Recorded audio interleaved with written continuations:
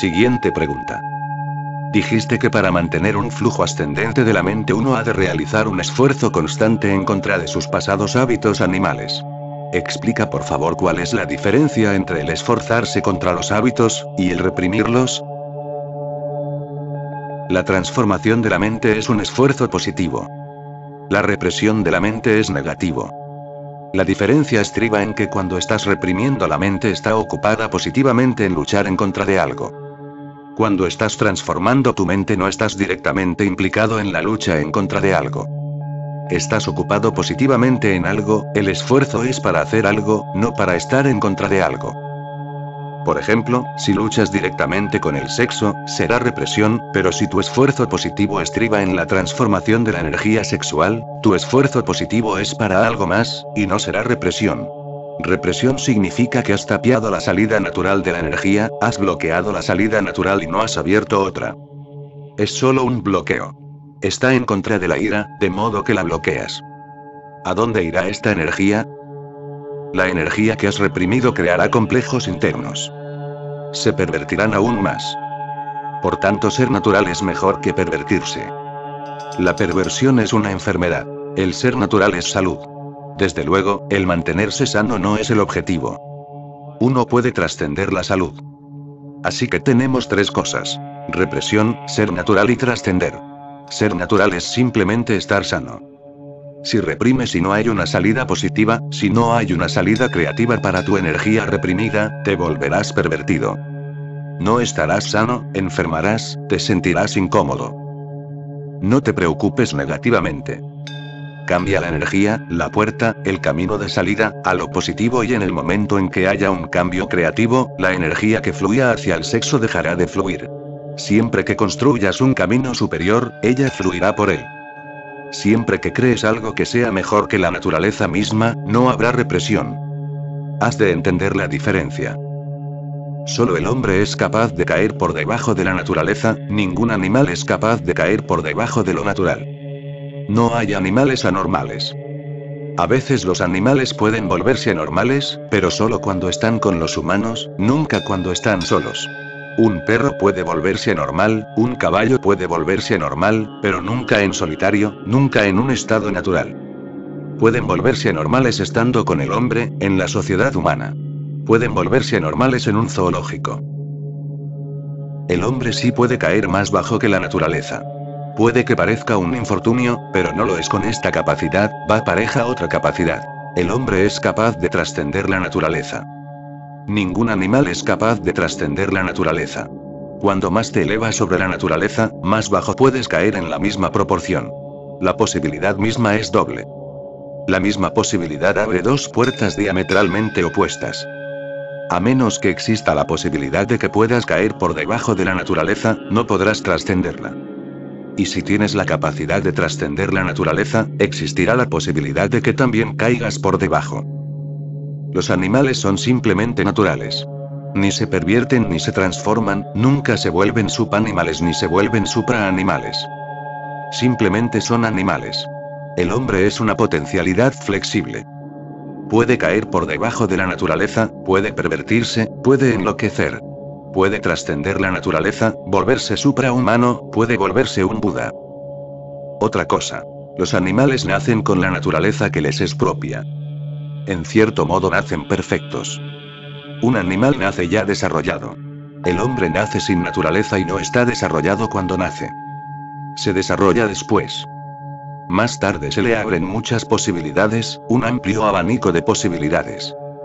El hombre nace subdesarrollado. No solo mentalmente, sino también corporalmente nace subdesarrollado. Ninguna cría animal nace con un cuerpo subdesarrollado. El cuerpo es completo. Por eso es por lo que, cuando la cría nace, es capaz de vivir sin los padres. La criatura humana hace sin desarrollar e incluso en la estructura fisiológica muchos rasgos se desarrollan únicamente después de haber nacido, y lleva años. No se desarrolla totalmente en el vientre de su madre, y debido a esto, surge el fenómeno de la madre, pues la maternidad continúa. Si el niño naciera completamente desarrollado, no habría maternidad. El desarrollo total de la institución familiar, y en consecuencia de toda la sociedad, surge del hecho de que el niño nace sin desarrollar. Tiene que ser cuidado, hay que velar por él. Solo al cabo de 20 años está realmente fuera del vientre materno. En esos 20 años, necesita de una familia, de un cuidado amoroso, de una sociedad, en los que desarrollarse. Esto constituye un vientre a escala superior. Aun cuando está físicamente completo, mentalmente no lo está. Tiene que desarrollar su mente. Y en realidad, el promedio mental nunca suele superar los 14 años de edad. La media mental permanece por debajo de los 13 años y medio. La media mental es de 13 años y medio. Una persona que físicamente tiene 70 años, mentalmente está en los 13 y medio. La mente permanece en un estado así de primitivo, de primario. El cuerpo se completa, pero el espíritu ni es tocado. El hombre muere sin haber desarrollado espíritu alguno. Siempre que alguien interrogaba a Gurdjieff con un ¿tenemos alma?, él contestaba, no. A veces un hombre posee un alma. Solo a veces sucede. Gurdjieff solía decir, solo a veces, en contadas ocasiones sucede que un hombre posee alma. ¿No sois ni mentes totalmente desarrolladas? ¿Cómo podéis tener un alma? Un cuerpo incompleto no puede poseer una mente. Una mente incompleta no puede tener un alma. Un alma incompleta no puede realizar lo divino. Realmente, el cuerpo funciona como un útero materno para la mente y la mente funciona como útero para el espíritu y luego juega el papel de útero para Dios. De modo que el hombre no nace acabado, completo. Nace únicamente como una multipotencialidad, y puede desplomarse, puede caer por debajo de la naturaleza. Puede ser más animal que cualquier animal y puede ser un superhombre también, puede volverse simplemente divino. Este es el rango de posibilidades que existe. Ahora puedes hacer dos cosas. Si tu mente se torna negativa, represora, continúas luchando con lo que no es bueno. Combates el sexo, combates la ira, combates la codicia, combates los celos, combates la violencia, sigues luchando.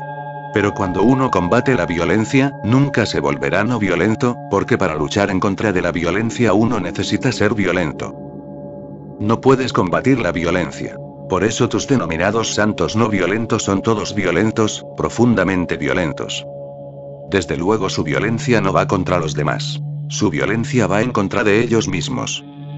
De esta forma nadie objeta nada, puede que incluso les aplaudas. Están en contra de sí mismos, absolutamente violentos. No puedes luchar contra la violencia. ¿Cómo vas a luchar en contra de la violencia sin ser violento? ¿Cómo vas a luchar contra la ira sin estar airado? La misma actitud de luchar contra la ira implica una ira sutil. La misma lucha implica que estás airado. No estás cómodo con tu ira. Puedes adoptar una actitud negativa y continuar luchando contra lo que haya.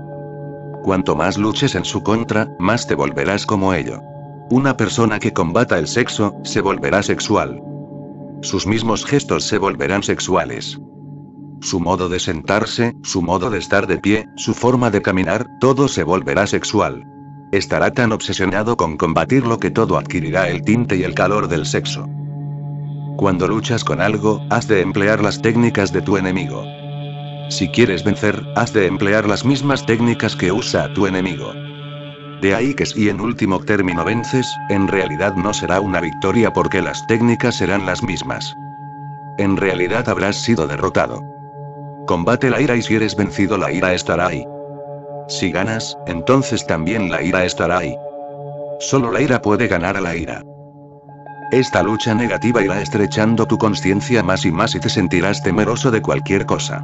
Una mente negativa siempre tiene miedo. Todo se vuelve pecado y cualquier cosa crea culpa y miedo. Tratas solamente de huir de todo. Tu conciencia se estrechará, no se expandirá. Te sentirás tan asustado que te esconderás en tu interior y a tu alrededor todos se volverán tus enemigos. Los habrás creado porque te has vuelto negativo. Esto es represión y acabarás en un manicomio. Todo lo que has reprimido lo tendrás que estar reprimiendo continuamente.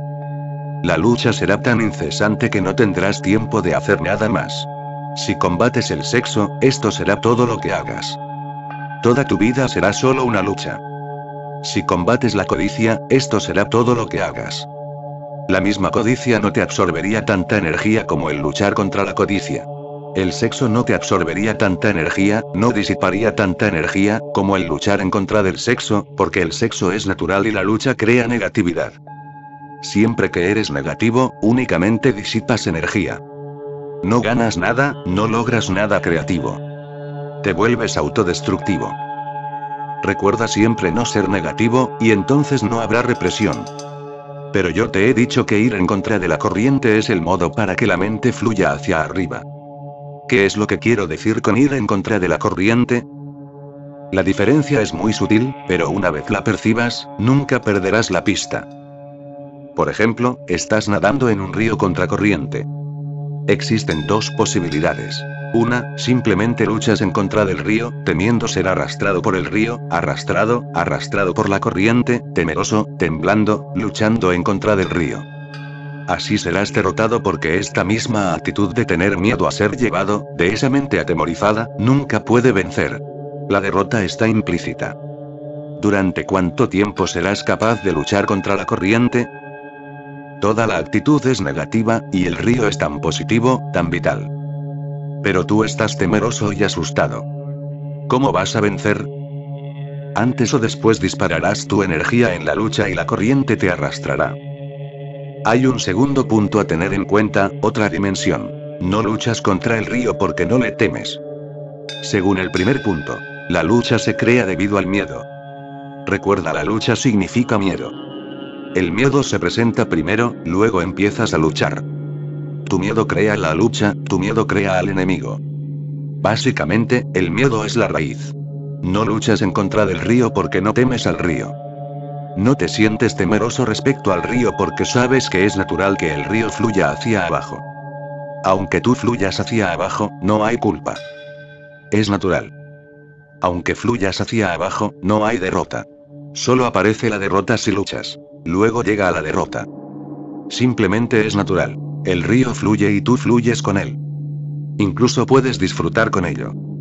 Puedes percibir la dicha del fluir del río, sin esfuerzo, moviéndose solo con la corriente, y la corriente te arrastra lejos.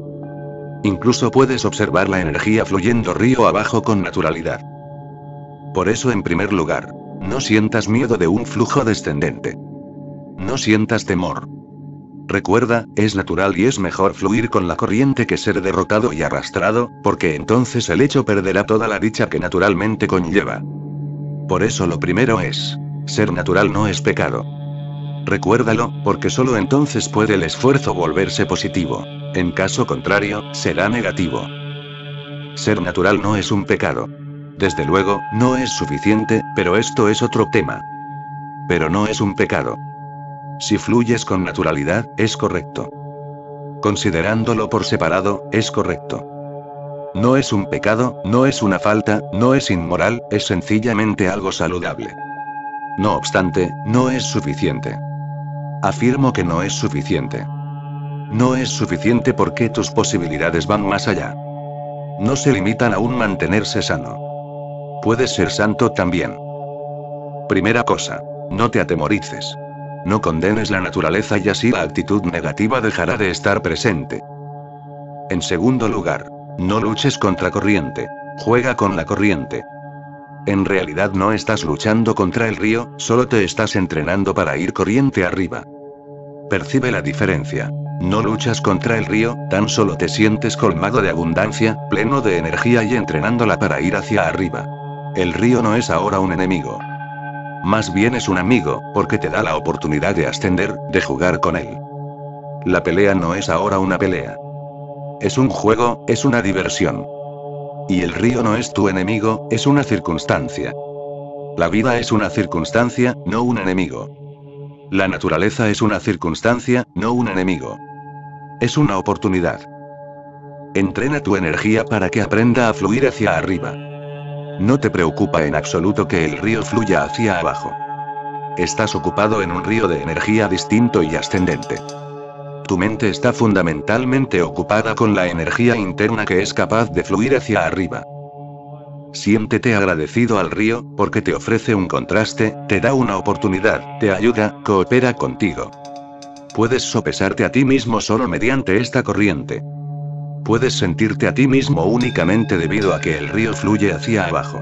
El sentimiento de que eres capaz de ir hacia arriba aunque el río fluya hacia abajo te da una clase de confianza muy diferente. Eres capaz de ir hacia arriba. Y ahora, aunque te relajes y fluyas con el río, sabes bien que puedes ir contra la corriente. En este momento el fluir hacia abajo con el río no es una derrota. Has averiguado algo muy distinto al proceso natural.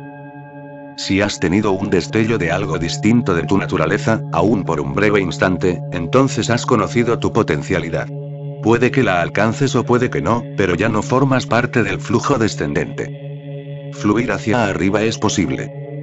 Dependerá ahora de ti. Te convertirás en el factor decisivo, no lo será la corriente descendente. Ahora ya no hay enemistad. Si el río va hacia abajo, vale. No tienes por qué fluir, no tienes por qué luchar, no tienes por qué sentirte temeroso. Eres capaz de ir hacia arriba. En último término hay otra posibilidad, en la cual el Tantra ha profundizado. El Tantra dice que existe una posibilidad cuando fluyes descendiendo con el río y aún así vas hacia arriba. Solo tu cuerpo es entonces arrastrado. ¿Cómo va a poder arrastrarte el río?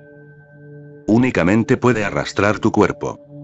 El Tantra ha probado de crear muchos ríos descendentes. Métete en el río, percibe el fluir descendente, fluye con él, y recuerda constantemente que tú no estás fluyendo. Te estaba diciendo que al luchar contra el sexo, puede que te obsesiones completamente con él. Hay aún otra posibilidad. Aún sumergiéndote totalmente en el sexo, puedes no ser sexual en absoluto. Pero esta posibilidad se abre solo cuando tu esfuerzo se vuelve positivo. Esto es lo que quiero decir con esfuerzo positivo contra la corriente. No es realmente contra la corriente, es a favor de la consciencia. La corriente es utilizada solo como una oportunidad, tan solo para sopesarte, para descubrirte a ti mismo. Para percibir el fluir hacia arriba se necesita del ir hacia abajo. Cuanto más poderosa sea la corriente, más poderoso será el sentimiento de ir hacia arriba. Utiliza pues a la naturaleza como una oportunidad, no como un enemigo. Usa los instintos como amigos, no como enemigos. Son tus amigos. Solo por tu ignorancia los conviertes en tus enemigos. Son tus amigos. Y cuando alguien alcanza la fuente original, lo más alto del río de donde el mismo río proviene, uno se siente únicamente agradecido, en deuda con el río, agradecido al río porque ha sido únicamente mediante el río que uno ha podido alcanzar su origen. De modo que cuando alguien alcanza la cumbre de la consciencia, uno se siente agradecido a todos los instintos, porque todos ayudaron, todos crearon las situaciones, todos crearon la oportunidad. Y estaban fluyendo en dirección contraria. Por eso su fluir en sentido opuesto, no es un ir contra ti. El río no está en tu contra. Tú sí puedes estar en contra del río, y si estás en contra del río nunca vencerás. La mayor probabilidad es que te perviertas. Emplea pues la naturaleza para trascenderla. Cuando veas aparecer la ira, no la combatas directamente. Obsérvate, siente la energía, trasciende la ira. La ira está ahí.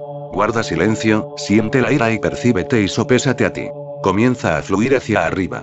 Tómatelo como un juego. No te pongas serio. La seriedad es una enfermedad. Si te lo tomas todo en sentido negativo, te volverás serio. Todo se alterará. ¿Por qué es que aparece la ira? ¿Por qué aparece la codicia? ¿Por qué esto? ¿Por qué aquello? Todo te altera y te vuelves serio. Nuestros mal llamados santos son muy serios. En realidad soy incapaz de concebir que un santo pueda estar serio. Solo puede estar alegre. La seriedad revela que ha estado luchando. Un soldado, desde luego, ha de estar serio. Un santo no tiene por qué, no tendría que estarlo. Realmente te descalifica como santo. Un santo ha de ser alegre porque nada está en su contra. Todo está a su favor. Es capaz de usarlo en su provecho. Cuando digo esfuerzo contra corriente, quiero decir juega contra la corriente. Juega. Observa qué es lo que puedes hacer. La corriente fluye hacia abajo. ¿Eres capaz de ir hacia arriba? La ira se presenta, alguien te ha insultado, el botón ha sido pulsado. ¿Eres capaz de estar sin enojarte? Tan solo juega con la situación. No te pongas serio. En el instante en que te pones serio, en realidad te enojas. La ira es muy seria. Sé alegre, ríe, y observa que la ira se ha despertado, que la mente condicionada se ha puesto en marcha. La ira está hirviendo ahí. Nada ahora contracorriente. Tómatelo como un juego y considera si es posible que alguien te haya insultado. La ira ha sido creada en el metabolismo. ¿Eres capaz de nadar trascendiéndola? No luches con ella. Por eso es por lo que digo que la diferencia es muy sutil. Desde la orilla no puedes percibir la diferencia, a menos que hayas estado en el río y hayas experimentado ambos estados. Estás en la orilla y alguien lucha contra el río y otro juega con el río, yendo hacia arriba. ¿Qué diferencia percibes desde la orilla? Solo una. Uno estará serio y el otro alegre. Nada más. Uno que tiene miedo, que está asustado, luchando, estará serio, mortalmente serio. ¿Cómo vas a ser capaz de reír? ¿Cómo va a jugar? Si la corriente lo arrastra se sentirá derrotado. El que está jugando no estará en absoluto serio. Podrá reír, reirá con el río, reirá con las olas. Y si la corriente lo arrastra no se sentirá derrotado, lo intentará de nuevo. No se mantendrá serio, más bien comenzará a querer al río porque lo empuja. Empieza a querer al río. La diferencia será interna, cualitativa. El reprimir es una enfermedad importante. El transformarse a uno mismo es un juego. No hay nada de seriedad en ello. Es algo sincero, pero no serio. Es algo auténtico, pero no serio. Siempre permanece el sentimiento de disfrutar. Es su base. Siendo positivo estás creando algo en tu interior. Lo externo es tan solo una oportunidad. La creación interna es lo que importa. El énfasis está en algo distinto. No está en la lucha con el río. El énfasis se centra en el fluir hacia arriba. Por ejemplo, escribo algo en una pizarra.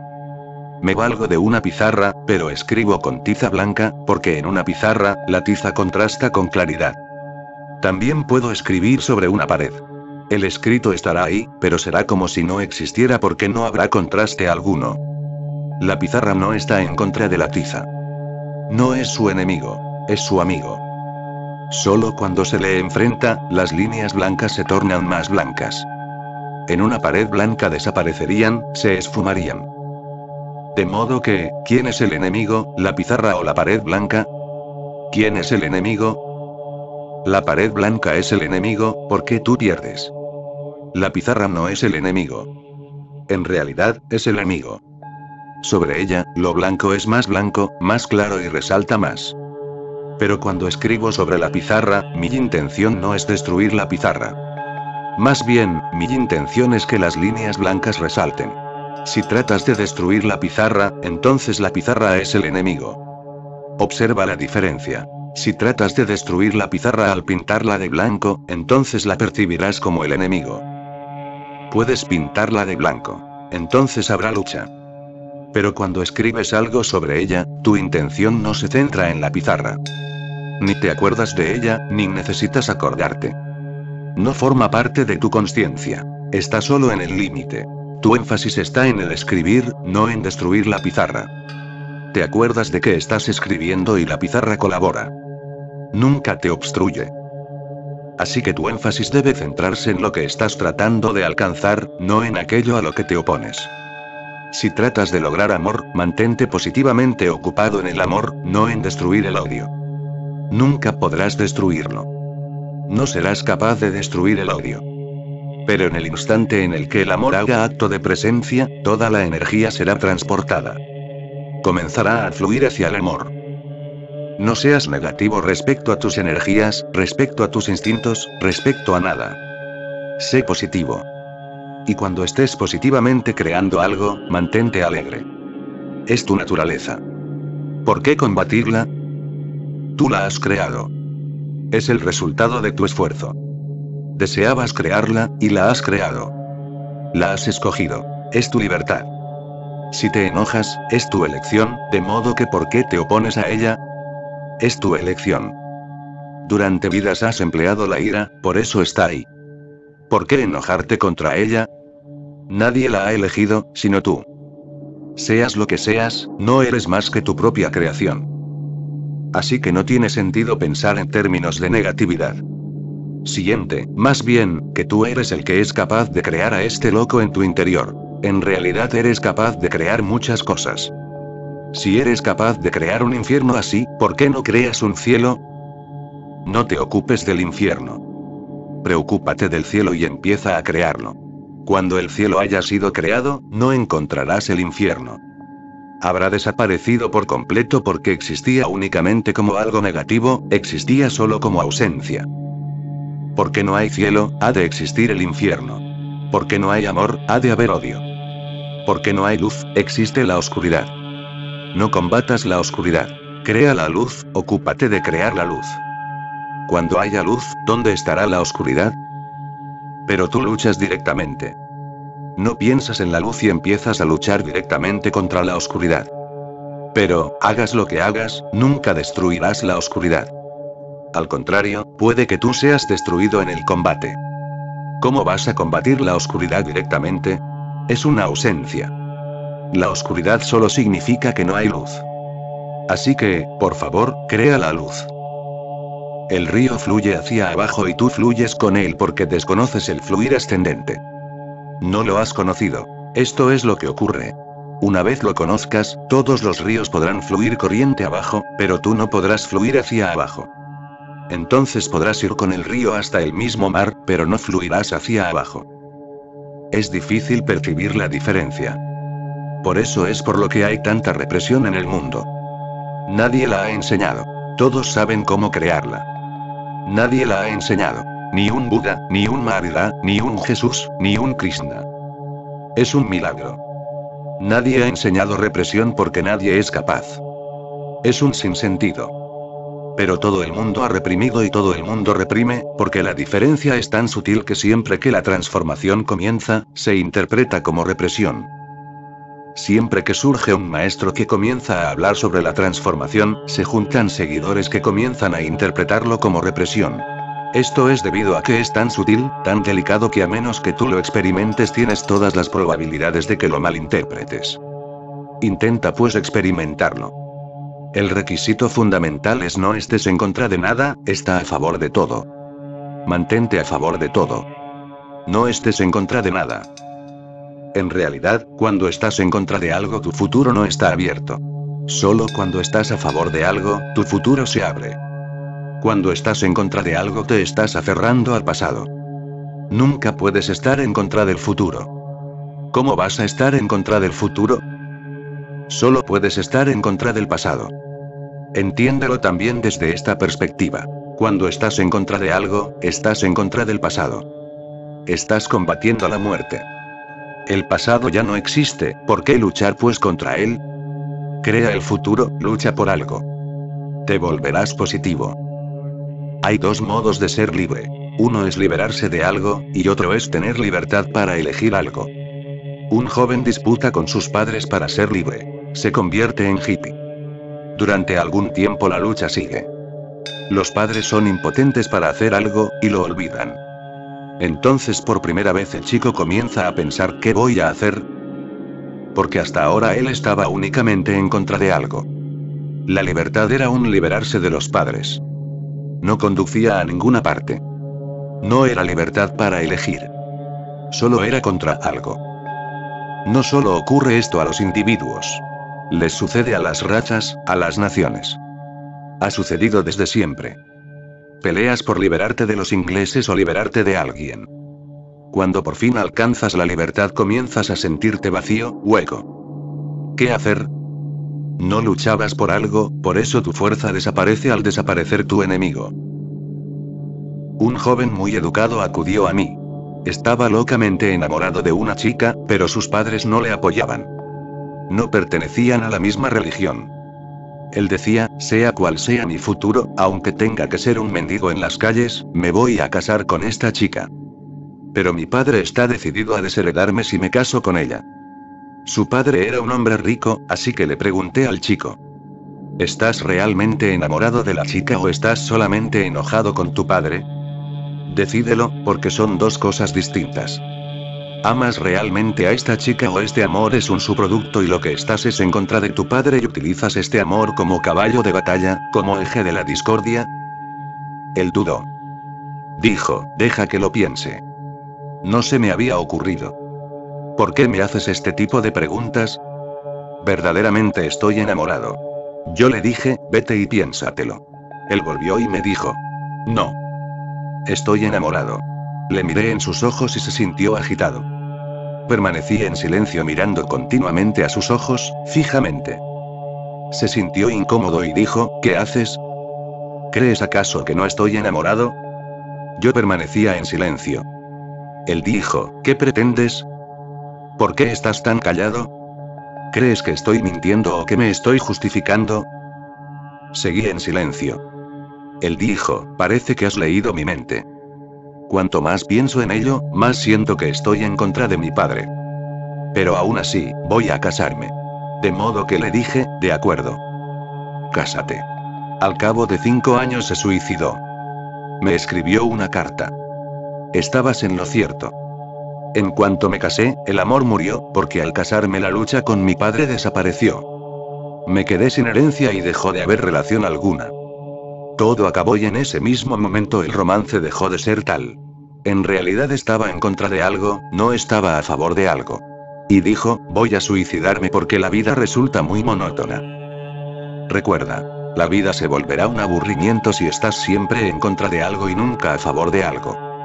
No estés nunca en contra, estés siempre a favor. Así que cuando digo, contracorriente, quiero decir a favor de algo, a favor de la cumbre. El sexo no es malo, pero la culminación es mejor aún. Nunca pienses pues en términos de bueno y malo. Piensa siempre en términos de bueno y mejor. Hay que desprenderse de lo malo, no se le ha de permitir anidar en la mente. Piensa siempre en términos de bueno y mejor y mejor. La vida es eso. Una vez has creado lo bueno y lo malo, rápidamente lo bueno desaparece y solo sigue lo peor y lo peor. Así que nada es malo, por el contrario, cosas mejores son posibles. Recuérdalo siempre y lucha en pos de mejores cosas. Entonces tendrás un fluir positivo. Siguiente pregunta. ¿Cómo puede uno saber cuándo se ha liberado totalmente de los instintos animales, especialmente de los instintos sensuales? Una cosa. Cuando te liberas realmente, cuando realmente te liberas, no percibes siquiera la libertad. Esta siempre se percibe en oposición a la esclavitud. De modo que cuando te liberas realmente, ni sientes esclavitud, ni libertad. Entonces eres libre. Si percibes la libertad, significa que algo de esclavitud aún está ahí. La libertad solo se percibe en oposición a la esclavitud. Cuando entras en los dominios de la auténtica libertad, te adentras en una existencia a la cual vives momento a momento, sin sentirla como libre ni como no libre. Pero la misma formulación de la pregunta conlleva nuestra mente con ella, su misma formulación. ¿Cuándo seremos libres? Estamos en contra de algo. ¿Cuándo seremos libres? Y especialmente de lo sensual. Pero, ¿por qué? La vieja mente, las viejas prédicas, la moralidad, las religiones, todos enseñan que mientras haya sensualidad nunca serás libre.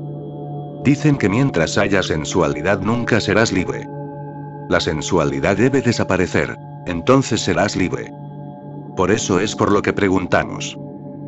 En realidad, por lo que a mí concierne, la sensualidad dejará de estar presente, pero tú serás más sensible cuando realmente te liberes. Serás más sensitivo y todos tus sentidos se volverán tan puros que ahora no puedes ni imaginarte lo que esos sentidos tan puros te podrán proporcionar. Pero no habrá sensualidad. La sensualidad es algo más. No es sensibilidad.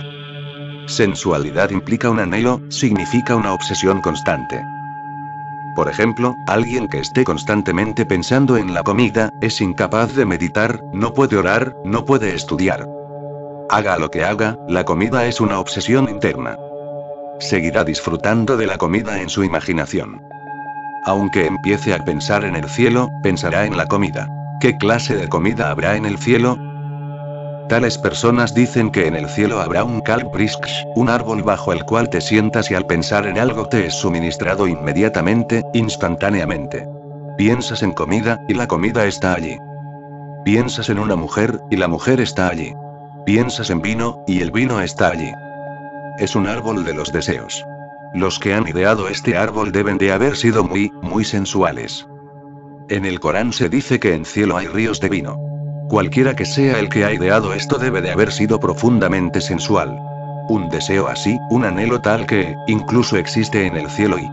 Cuando el Islam se estaba expandiendo en los países árabes, la homosexualidad era una condición aceptada. Así que únicamente en el cielo musulmán se acepta la homosexualidad. En ningún otro cielo es permitida. Se dice que no solo hay chicas bonitas, sino también chicos bonitos. Esto es sensualidad. Eres incapaz de concebir un cielo sin que se incluya tu lascivia. No quiero decir que no lo vaya a haber. No estoy diciendo esto. Puede que exista. ¿Pero por qué piensas en ello? No me preocupa para nada el que exista o no, sino el que tu mente no pueda imaginar nada que no persigas. Tienes que aprovisionarte y hacer arreglos previos, planes. Esto es sensualidad. Y esta es la paradoja. Cuanto más sensual te vuelves, menos sensitivo, menos sensible serás, porque la sensibilidad siempre está en lo presente, y la sensualidad está siempre en el futuro. De modo que si una persona piensa constantemente en comida, cuando se le dé la comida será incapaz de percibir su gozo. Por el contrario, ingerirá la comida mientras piensa en otra. Una persona que esté constantemente pensando en el sexo será incapaz de profundizar en el sexo. Cuando profundice en él, estará pensando en otras mujeres, en otros hombres, y se establecerá un círculo vicioso.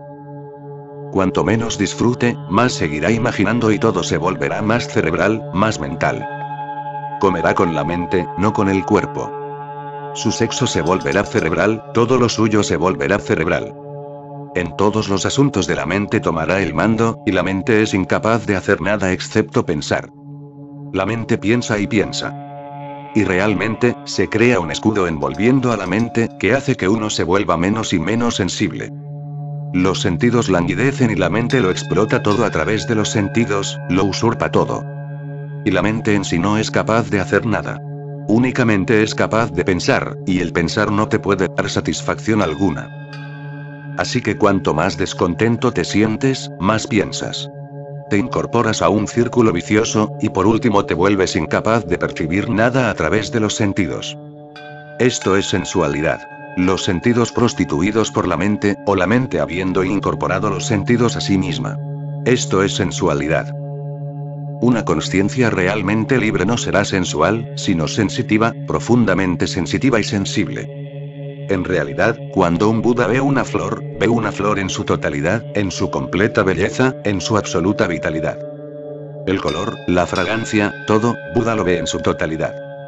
Nunca pensará de nuevo en esa flor, nunca será sensual. No ansiará verla una y otra vez, repetidamente. Nunca pensará de nuevo en esa flor, no porque no sea sensible, sino porque es absolutamente sensible y ha vivido esta experiencia tan profundamente que no hay necesidad de repetirla. La necesidad de repetición proviene de tu incapacidad de vivir totalmente en cualquier instante. Así comes y piensas en repetirlo otra vez. Amas y piensas en repetirlo. Estás menos interesado en el vivir que en el repetir. Este deseo repetitivo es sensualidad. Un Buda no es sensual en este sentido. Es profundamente sensitivo. Todas sus percepciones son claras, transparentes. Lo siente todo, vive cada instante plenamente, ama a cada instante totalmente. Y lo experimenta con tal plenitud que no hay necesidad de repetir. Por eso nunca piensa en ello de nuevo. Sigue y sigue hacia adelante y cada momento es tan rico que no hay necesidad de repetir los viejos momentos. No hay necesidad de ello. La necesidad se crea porque eres incapaz de vivir en el momento presente. Eres incapaz, de modo que sigues con ello. Si paso por esta ciudad y pienso, no. Londres es mejor. Debo ir allí, significa tan solo que soy incapaz de experimentar esta ciudad. Por eso es por lo que llega el recuerdo. En caso contrario, si soy capaz de vivir en esta ciudad, no hay necesidad. Y acuérdate de que esta clase de mente, si va a Londres, será también incapaz de vivir allí porque esta clase de mente no puede vivir en el momento que está presente. Esta mente pensará en Tokio, en Calcuta, en otros lugares, y así seguimos errando. Vive. Una mente absolutamente libre no se dará ni cuenta de la libertad. Eso es lo primero. Será tan libre que no será consciente de la libertad ni será consciente de ninguna atadura. Será solo momento a momento. Y este movimiento carece de motivo. Eso es lo que quiero decir con libertad. Este moverse no tiene propósito. Si te mueves con un propósito, entonces estás ligado. Si estoy manifestando algo con alguna motivación, entonces no soy libre. La finalidad es mi ligazón. Y si lo estoy diciendo sin motivación, sin que me preocupe el que sea capaz o no seas capaz de entenderlo, sin que me preocupe el que yo tenga que hacértelo entender, entonces ahí reside la libertad, en ausencia de propósito. Entonces el hablar es un goce en sí mismo. El haberlo dicho, el haberlo expresado es en sí mismo suficiente. Si no hay una motivación detrás, es un movimiento libre. Así que en libertad no tienes que vivir en función de una motivación. Has de vivir directa, inmediatamente. Esta inmediatez en el vivir es libertad. Pero no hay una consciencia de ello porque no la percibes. La percibes únicamente en contraste con alguna ligazón. La sensualidad desaparecerá, pero los sentidos permanecerán, y más acentuados, más vivos. Y así es como debería ser. Un Jesús es capaz de amar más. En realidad solo un Jesús es capaz de amar, sin estar motivado. Su mismo ser es amor. Los sentidos están allí, y en realidad, por primera vez, sin las alteraciones de la mente, funcionan a plenitud. Los ojos ven como debieran ver. Ven sin interposición de ningún pensamiento, ven sin prejuicio alguno. Ven lo que es. No se proyecta nada. Los oídos oyen lo que se dice sin ninguna distorsión, porque la mente está ausente. Las manos tocan lo que tocan sin deseo, sin lascivia, sin motivación, sin aspiración. Las manos solo tocan, y el tocar se vuelve puro, total, sin alteración. Simplemente tocan y el tocar adquiere profundidad. Entonces incluso el alma es tocada por la mano. La mano se vuelve el instrumento. Los sentidos están ahí, más puros, más agudizados, más auténticos, pero la sensualidad ha desaparecido, porque un hombre así vive con tal profundidad que no anhela nunca el repetir. E incluso si algo se repite, nunca siente que se ha repetido, porque todo es tan absolutamente nuevo. Cuanto menos vives, más has de sustituirlo por la mente soñadora. Cuanto menos vives, más tiene la mente que sustituir el vivir. Cuanto más vives, menos se necesita de la mente para sustituirlo. Cuando vives en plenitud, no se necesita la mente. Cuando estás enamorado, ¿para qué necesitas a la mente? Cuando estás comiendo, ¿para qué necesitas la mente? Cuando estás caminando, ¿por qué has de necesitar la mente? Puedes moverte sin la mente. Puedes comer sin que la mente se entrometa, sin procesos de pensamientos. Puedes tocar a alguien, puedes besar a alguien, puedes abrazar a alguien sin que el proceso de pensar se entrometa. Y así vives plenamente. Y cuando un instante se vive con plenitud, nunca suspiras porque se repita, porque tú solo suspiras por las cosas que se han quedado incompletas. La mente sigue una y otra vez tratando de completarlo. La mente es una gran perfeccionista. Todo ha de ser perfecto. Así que si algo queda incompleto, la mente vuelve a ello una y otra vez. Es como cuando se te cae un diente y durante todo el día, continuamente, estás pasando la lengua por el lugar en el que se encontraba para sentir su ausencia. El día entero. Te cansarás, pero otra vez, sin advertirlo, tocarás el hueco. Sabes que el diente ya no está allí, pero ¿por qué innecesariamente la lengua se dirige al lugar en que el diente se encontraba si antes no lo hacía? Cuando el diente estaba allí, la lengua nunca lo tocaba. Porque cuando el diente estaba allí, la lengua no sentía la necesidad de tocarlo. Cuando el diente deja de estar allí, la lengua, una y otra vez continúa buscándolo. Se vuelve loca. ¿Por qué? Porque ahora la lengua percibe algo incompleto, un nuevo, y el hueco la llama constantemente. Y así, con cualquier experiencia que vivas plenamente, nunca volverás a sentirla en la mente. Si has amado verdaderamente a alguien, no habrá recuerdo en el sentido de que la mente acuda a él sin parar una y otra vez. Si no has amado, entonces se siente la ausencia. Te sientes culpable y percibes que te has perdido algo, así que has de reemplazarlo, y luego la mente continúa pensando en ello. Cuanto más libre seas, menos necesidad tendrás de sustituir la experiencia con la actividad mental. Y sensualidad es sustituir. ¿Me comprendes? Sensualidad es sustituir algo que te estás perdiendo. Por eso cuando la consciencia es realmente transformada y se vuelve libre, no hay sentimiento de libertad. Cuando la consciencia es transformada y se vuelve santa, no hay sentimiento de santidad. Así que un verdadero santo es uno que no sabe que él es un santo. Solo los pecadores saben que son santos. Solo los pecadores lo saben. Un hombre auténticamente bueno nunca sabe que es bueno. Solo los malos saben que son buenos. ¿Cómo vas a percibir que estás sano? Solo uno que está enfermo, uno que se siente mal, piensa en la salud. Cuando estás sano, estás sano. En realidad nunca te acuerdas de que estás sano. Empiezas a pensar en el cuerpo solo cuando estás enfermo. Por eso si alguien habla sobre la salud, ten claro que está enfermo. Ocurre que los enfermos son los que crean teorías sobre la salud.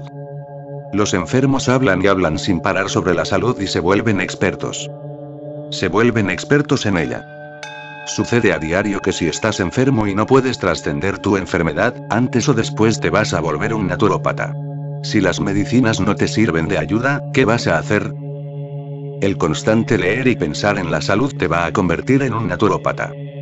La naturopatía es buena en cierto modo pues cada paciente se convierte en un médico. Si estás sano verdaderamente, no tienes necesidad de ello. Y lo mismo se aplica a todo. Cuando estás libre, no te das cuenta. Cuando eres bueno, no te das cuenta. Cuando eres moral, no te das cuenta. Y, en segundo lugar, cuando eres libre vives momento a momento plenamente. Esto se aplica hablando en general. Nunca podemos particularizar porque dependerá en cada caso. Dependerá de cada caso. Por ejemplo, Mahoma se casó, y se casó con 9 mujeres. No podemos imaginarnos lo mismo de Mahavira, no podemos imaginar lo mismo de Buda. Buda se casó y abandonó su hogar, pero Mahoma se casó con 9 mujeres. De modo que si interrogas a un jaíno, no te dirá que Mahoma era una auténtica alma realizada. ¿Cómo va a serlo? Y lo mismo ocurre con los musulmanes. No pueden ni imaginarse cómo esos escapistas de Buda y Mahavira puedan ser almas realizadas, pues cuando alguien se realiza no se asusta de nada. Es capaz de casarse con 9 mujeres, y este Buda que solo tiene una, incluso la deja, se escapa. ¿Por qué? Los jaínos no pueden pensar de Krishna que sea un iluminado, porque era simplemente común y hacía cosas ordinarias. El amar es una de las cosas más corrientes y él amaba, cantaba, bailaba, luchaba y hacía cualquier cosa. ¿Cómo va a estar iluminado? Los jaínos creen que Krishna murió y fue al séptimo infierno, al último. Según ellos, él está ahora en el séptimo infierno. Era el mayor pecador imaginable, pues sedujo a Arjuna para que luchara, para que guerreara. Dicen que Arjuna estaba a punto de convertirse en un Mahatma. Estaba tratando de escapar cuando Krishna le sedujo y le forzó a pelear. De modo que a los ojos de los jaínos, este hombre, Krishna, es la persona más violenta y está sufriendo en el infierno. Esto sucede y es natural. Es natural porque nos hemos obsesionado con los modos de ser. No podemos permitir que alguien de un modo de ser distinto alcance la libertad, la iluminación. Y esto varía. La forma de ser, la individualidad, perdura hasta el mismo final, hasta la misma cumbre. Se purifica, pero persiste.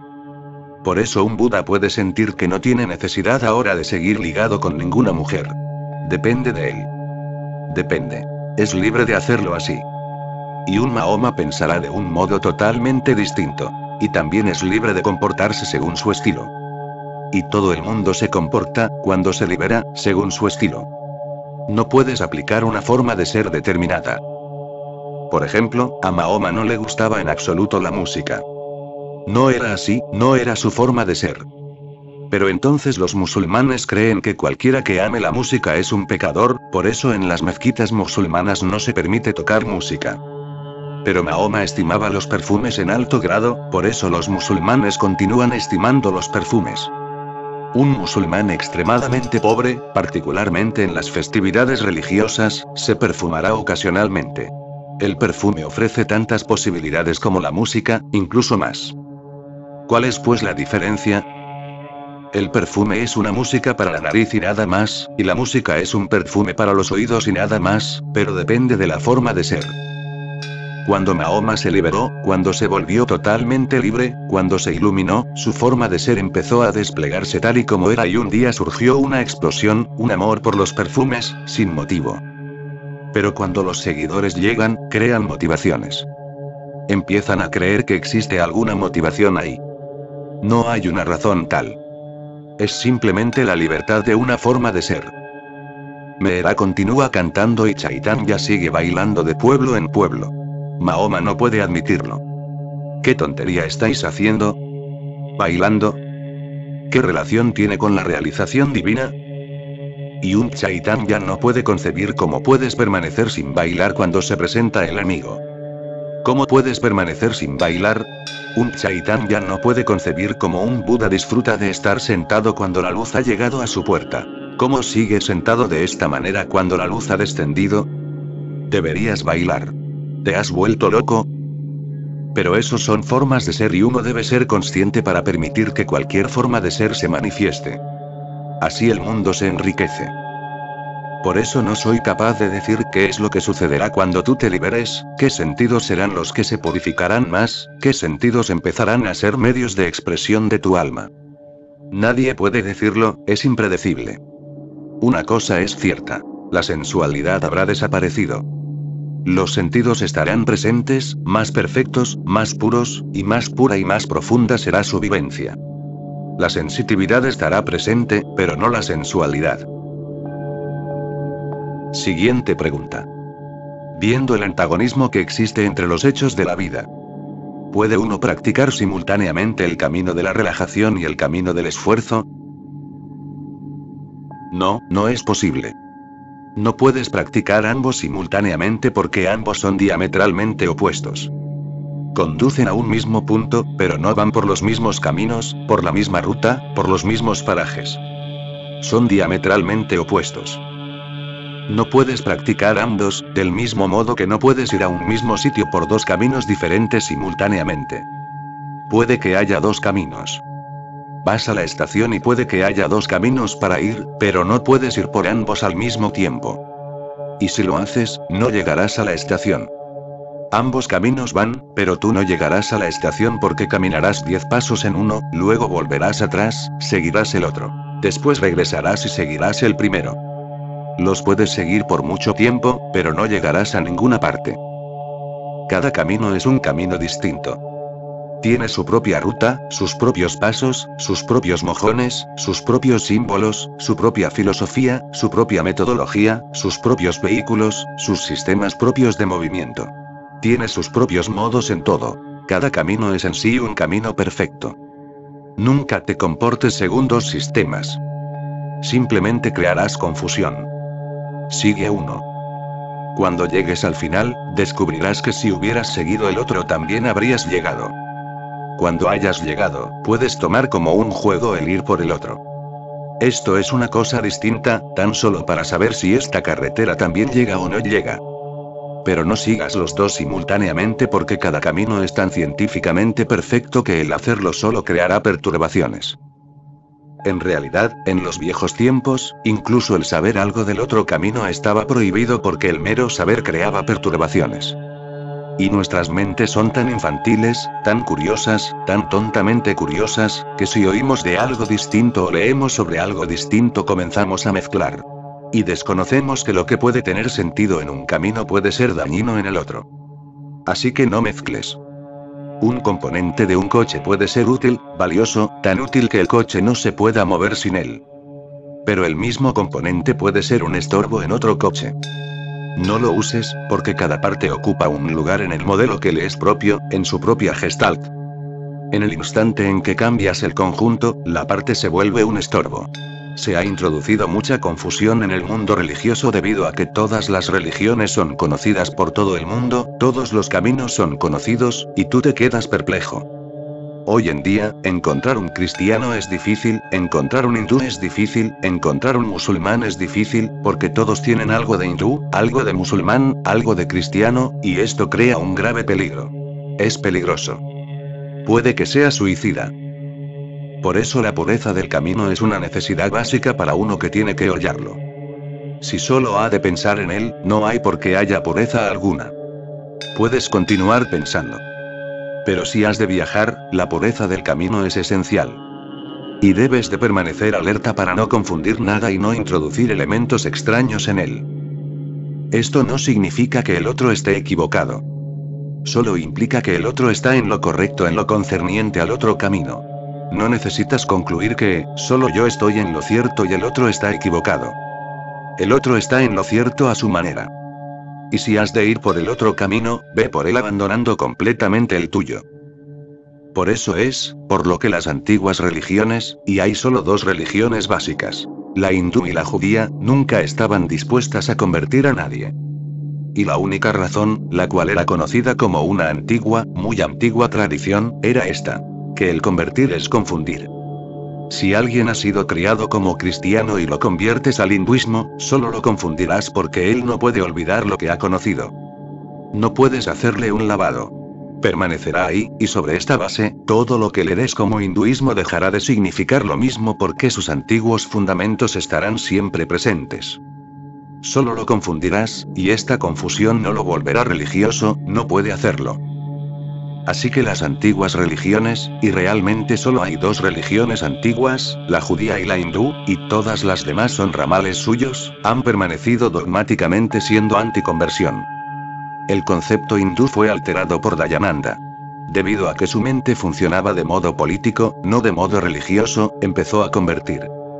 Por ese concepto tiene su propia belleza. No implica que las demás religiones sean malas, no quiere decir que las demás no estén en lo cierto. No quieren decir nada de esto. Solo significa que si has sido criado según un concepto determinado, es mejor seguirlo. Síguelo. Se ha vuelto parte de tu carne y de tus huesos, de modo que es mejor seguirlo. Pero ahora esto se ha vuelto algo imposible y nunca será posible de nuevo porque los modelos antiguos han sido destruidos. Hoy en día nadie puede ser un cristiano ni nadie puede ser un hindú. Eso no es ahora posible, así que una nueva clasificación es necesaria. Ahora no clasifico como hindú, o musulmán o cristiano. Esta clasificación no es posible hoy en día. Ha muerto y solo podemos desprendernos de ella. Ahora debemos clasificar cada camino. Por ejemplo, hay dos divisiones básicas: el camino y la relajación y el camino del esfuerzo, el camino de la entrega y el camino de la voluntad. Esta es la división fundamental. Luego surgirán otras divisiones, pero esas dos son fundamentales y diametralmente opuestas. El camino de la relajación implica el entregarse aquí y ahora sin esfuerzo. Si eres capaz, puedes. Si no eres capaz, no puedes. Si eres capaz, lo haces. Si no eres capaz, no lo haces. No hay alternativa. El camino de la entrega es muy sencillo. Entrégate. Si pides cómo hacerlo, entonces no eres adecuado para este camino, porque el cómo pertenece al otro camino.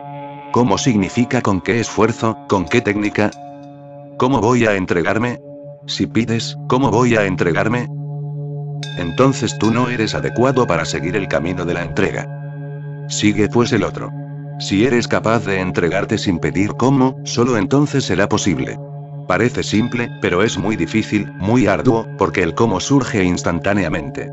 Si te digo entrégate, no has ni oído la frase y ya te estás preguntando cómo. ¿Cómo lo hago? Entonces no eres apto para este camino. El otro camino es el del esfuerzo, el de la voluntad, el del empeño. Entonces todos los cómo te son dados. El cómo hacerlo. Entonces hay muchos sistemas. La entrega tiene solo un modo, y no hay ramales. No puede haberlos. No puede haber distintos tipos de entrega. Entrega es sencillamente entrega. No hay clases. Las clases pertenecen a las técnicas. Puede haber distintas técnicas, pero al permanecer sin técnica alguna, la entrega persiste como el camino más puro, sin divisiones. Luego viene el segundo, el camino de la voluntad. Tiene muchas divisiones. Todos los yogas, todos los métodos, pertenecen al segundo. El segundo dice, eres incapaz de relajarte ahora, así que vamos a prepararte. Se requiere de una preparación. Sigue estos métodos, y llegará un momento en que te soltarás. Parecen difíciles, pero no lo son. Parecen difíciles porque sostienen que la preparación, los métodos, los años de entrenamiento y disciplina son necesarios. Parecen difíciles, pero no lo son porque cuanto más tiempo se te da, más simplificado se vuelve el proceso. Y la entrega es el proceso más difícil porque no hay tiempo disponible. Te dicen, aquí y ahora. Si eres capaz, hazlo. Si no eres capaz, no lo hagas. Baso, un monje zen, le decía a todo aquel que se le acercaba, entrégate. Si la persona le preguntaba, ¿cómo? Le contestaba, vete a otro sitio. Durante toda su vida solo utilizó 2 frases constantemente, nunca empleó una tercera. Decía, entrégate. Si contestabas ¿cómo? Él te decía, vete a otro sitio. A veces llegaba alguien que no preguntaba cómo, y se entregaba. Pero era algo raro.